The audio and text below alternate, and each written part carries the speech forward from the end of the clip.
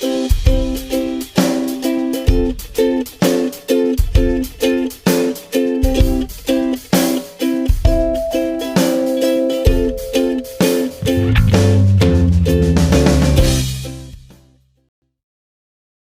antes de começar a falar a ministração de hoje, eu quero orar com vocês, amém? Pai de amor e de bondade, obrigada, Senhor, pela tua palavra, que ela é lâmpada para os nossos pés e ela é luz para o nosso caminho. Obrigada, Senhor, por cada pessoa que entrou, Senhor, nessa reunião hoje e por todas aquelas que vão ver também essa ministração depois pelo YouTube. Senhor, guia, Pai, os meus passos, guia a minha boca, Senhor, usa a minha vida. Usa aquilo que eu sou, Senhor, para ministrar a vida de cada um que está aqui nessa sala hoje, Senhor. Que não seja, Pai, eu falando, mas que seja você falando. Pai, abra os olhos, abra os ouvidos, abra o coração, Senhor, de cada pessoa que está aqui, para que receba a tua palavra, Senhor, e que ela entre, Senhor, num solo fértil, para que multiplique, Senhor, 1000 vezes mais. Em nome de Jesus, Senhor. Amém e amém. Glória a Deus. Então vamos lá. Hoje eu quero falar um pouquinho com vocês para fazer vocês pensar um pouquinho. Por que que nos ambientes em que nós estamos, por que a gente sempre olha primeiro o que é mal? Rapidamente a gente consegue identificar o que é mal e o bem, a gente tem uma certa dificuldade de fazer ou de olhar ou de perceber. Vocês já perceberam que às vezes a gente parece que nós somos atraídos para o pecado e pelo pecado? Deixa eu dar um exemplo aqui para vocês. Por exemplo, se a gente vê uma pessoa perdendo o celular, por exemplo, ou perdendo a carteira, sei lá, né? Qual é a nossa primeira reação?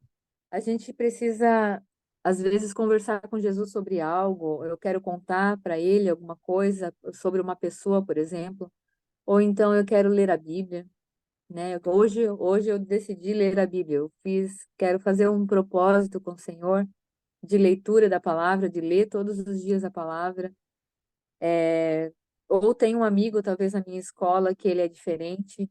Então, né, eu quero que vocês abram a palavra. Eu acho que não vai conseguir, né? Mas eu leio aqui para vocês. Lá em Gênesis 6:5, ele vai falar assim, ó. O Senhor observou quanto havia aumentado a perversidade dos seres humanos na terra e viu que todos os seus pensamentos e seus propósitos eram sempre inteiramente maus. Isso foi antes do dilúvio, antes dele conversar lá com Noé, né? Em Gênesis 8:21, é depois do dilúvio. Ele vai falar assim: Nunca mais amaldiçoarei a terra por causa do ser humano, embora todos os seus pensamentos e seus propósitos se inclinem para o mal desde a infância. Nunca mais destruirei todos os seres vivos. Então, antes do dilúvio, o motivo da destruição era o coração mau dos humanos. Depois do dilúvio, os humanos continuaram tendo uma inclinação para o mal. Então, como os nossos olhos, né, ou então como os nossos corações, eles são inclinados a fazer o que é mal. Por exemplo, eu pego o celular e fico para mim. Estou precisando de um celular novo, né? Ou então eu pego a carteira, eu pego todo o dinheiro que tem dentro da carteira e devolvo os documentos.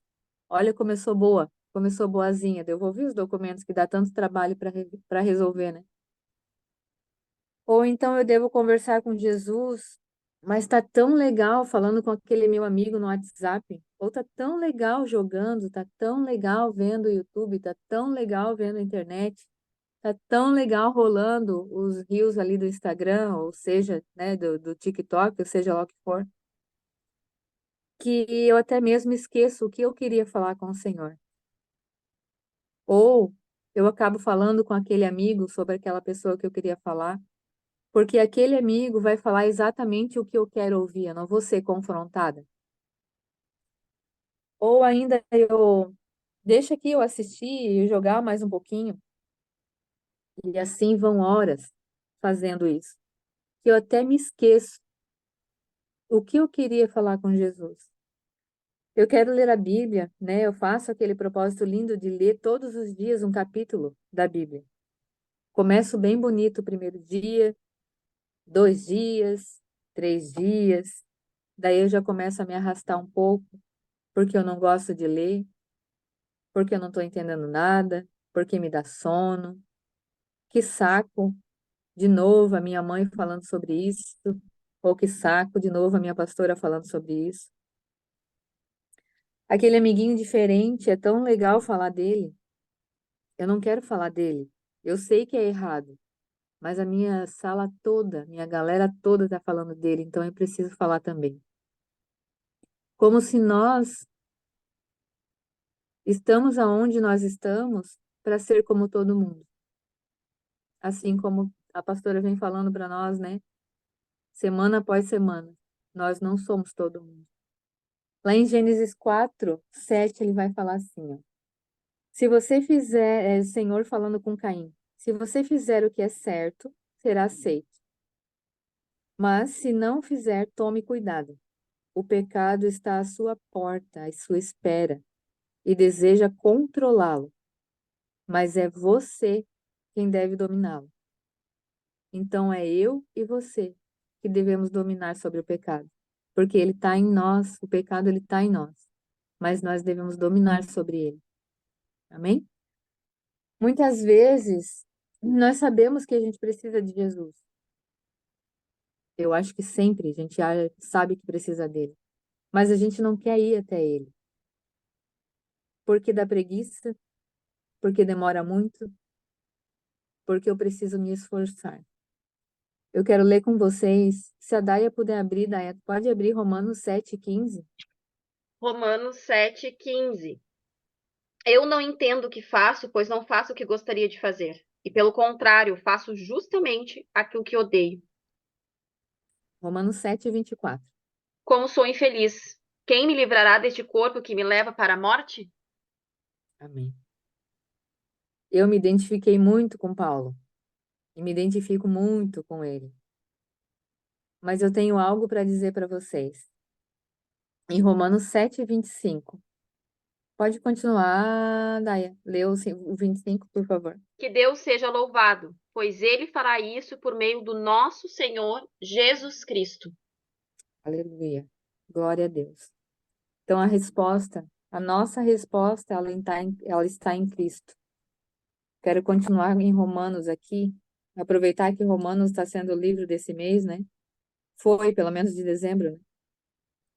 Nos jovens, e quero falar com vocês Romanos 8:3. Ele vai falar assim: a lei não era capaz de nos salvar por causa da fraqueza de nossa natureza humana. Por isso, Deus fez o que a lei era incapaz de fazer ao enviar seu Filho, na semelhança de nossa natureza humana, pecaminosa, e apresentá-lo como sacrifício por nosso pecado. Com isso, declarou o fim do domínio do pecado sobre nós. Aleluia. Então, nós não somos capazes de nos salvar a nós mesmos sozinhos. A gente não consegue isso.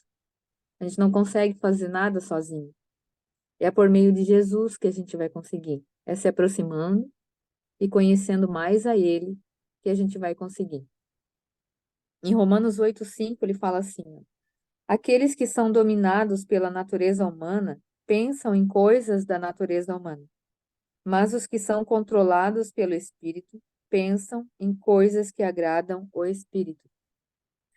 Então, o que que é a natureza humana? É a mentira, é a inveja, a preguiça, o orgulho, aquele famoso eu sei, né? Quando a mãe fala, quando a mãe cobra alguma coisa, vocês vêm e falam, ah, eu sei, mas então se eu sei, por que que eu não fez antes? Se você sabe, por que que a gente precisa estar lembrando de que você precisa fazer? E o que são essas coisas que agradam o espírito, que alimentam o espírito? Nesse momento a gente está fazendo um. Nesse momento a gente está alimentando o nosso espírito.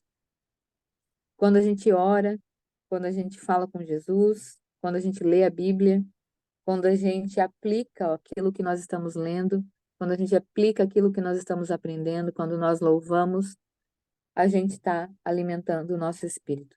E para isso é necessário um esforço, porque por mais que o Senhor ele venceu, nós também precisamos vencer. Nós também precisamos nos esforçar para vencer. Então, quando a gente alimenta o nosso espírito, a gente alimenta quando nós obedecemos. Lá em Salmos 34, 14, ele vai falar assim, ó. Daí, pode achar 2 Pedro 1:10. Salmos 34, 14 vai falar assim, ó. Afaste-se do mal e faça o bem. Busque a paz e esforce-se para mantê-la. Portanto, meus irmãos, procurem ficar cada vez mais firmes na certeza de que Deus os chamou e escolheu. Se vocês fizerem isso, jamais abandonarão a fé. Provérbios 3, do 5 ao 7, ele fala assim: confie no Senhor de todo o seu coração. Não dependa de seu próprio entendimento. Busque a vontade dele em tudo o que fizer, e ele lhe mostrará o caminho que deve seguir. Não se impressione com sua própria sabedoria. Tema o Senhor e afaste-se do mal. Para encerrar aqui a nossa reunião, eu quero contar um pouquinho a história de Davi. Davi, ele foi um homem que foi ungido bem cedo, né? Ele foi ungido rei bem cedo. Lá Samuel foi na casa dele, passou por todos os irmãos, não era nenhum irmão, e quando, né, ele era o improvável, ninguém queria escolher ele, ninguém escolheria ele, mas o Senhor escolheu. E ele era bem novinho, foi bem cedo isso. Ele tinha um relacionamento muito próximo com o Senhor. Ele sempre estava conversando com o Senhor, louvando o Senhor. Até muitos salmos foram escritos por Davi, né? Nesse relacionamento que Davi teve com o Senhor. Davi, ele fez muitas coisas erradas, né? Ali, depois que ele assumiu o trono, principalmente aparece, né, nas escrituras que ele pecou muitas vezes, ele fez muitas coisas erradas. Mas ele não, ele rapidamente, ele se arrependia daquilo que ele fazia. E ele voltava o seu coração ao Senhor. Ele não tinha um coração duro, orgulhoso, que confiava em sua própria sabedoria. Ele, quando ele era confrontado, quando o Senhor falava com ele se arrependia, ele se humilhava, ele entendia que tinha pecado contra o Senhor, que tinha ofendido a santidade do Senhor, e então ele se arrependia e voltava o coração ao Senhor. E antes disso, teve um momento em que ele estava fugindo do rei Saul e ele ficou escondido numa caverna com muitos soldados, com muitas pessoas, na verdade, muitos homens. E esses homens eram homens maus, eram homens que corrompidos na sociedade, né?